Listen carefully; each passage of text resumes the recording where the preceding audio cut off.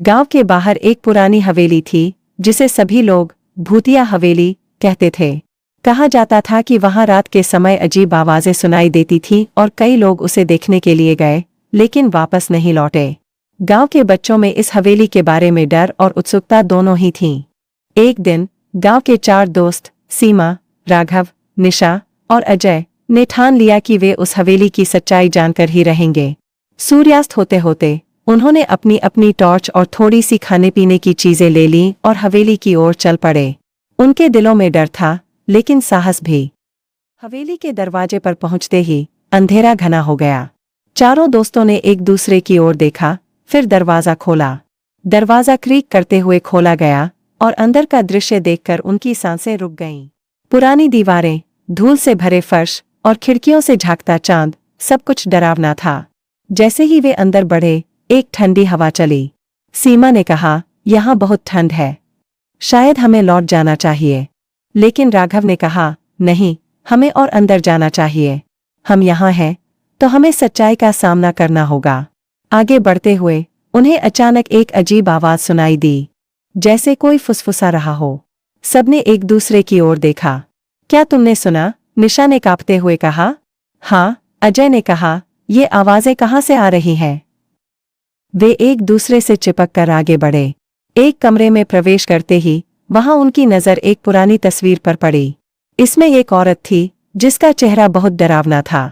उसकी आंखें जैसे जीवित थीं और हर एक चलने के साथ उसे देख रही थीं। यह कौन है? सीमा ने पूछा। शायद यह हवेली की मालकिन है, राघव ने उत्तर दिया। तभी अचानक से कमरे का दरवाजा बंद हो गया। चारों दोस्त घबरा गए। अब हमें क्या करना चाहिए? निशा चिल्लाई। आवाजें और तेज हो गईं, जैसे कोई उन्हें बुला रहा हो। अजय ने दरवाजे को खोलने की कोशिश की लेकिन वह नहीं खुला। हम सच में फंस गए हैं, उसने कहा। तुम सब चुप रहो, राघव चिल्लाया। अचानक अंधेरे कोने से एक साया प्रकट हुआ। वह औरत का साया था, वही तस्वीर वाली। उसका चेहरा बेहद भयावह था और उसके हाथ खींचने के लिए आगे बढ़े। हम इसे बर्दाश्त नहीं कर सकते, सीमा ने कहा। उसने अपनी टॉर्च उस साये की ओर चलाई लेकिन टॉर्च की रोशनी ने जैसे ही उसे छुआ, वह और तेज चिल्लाई, नहीं, भागो यहाँ से। चारों ने डर के मारे भागने का फैसला किया। वे दरवाजे की ओर दौड़े पर दरवाजा अभी भी बंद था। तभी अचानक उन्होंने देखा कि साया उनकी ओर बढ़ रहा था। यहाँ से भागो, राघव चिल्लाया। सभी ने एक साथ दरवाजे को धक्का दिया और अजीब चिंगारी के साथ दरवाजा खुल गया। चारों ने बिना देखे पीछे मुड़कर दौड़ लगाई।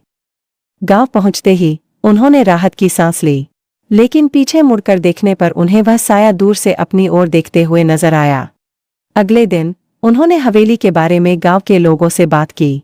पता चला कि वह औरत सच में एक भूत थी जो अपने पति की मौत के बाद अकेले रह गई थी और उसकी आत्मा अब भी उस हवेली में भटक रही थी। अब कोई भी उस हवेली के पास नहीं जाता था। चारों दोस्तों ने तय किया कि वे उस रात की कहानी किसी से नहीं बताएंगे, लेकिन उनकी आंखों में डर हमेशा के लिए बस गया था। भूतिया हवेली की कहानी उनके दिलों में एक याद बनकर रह गई।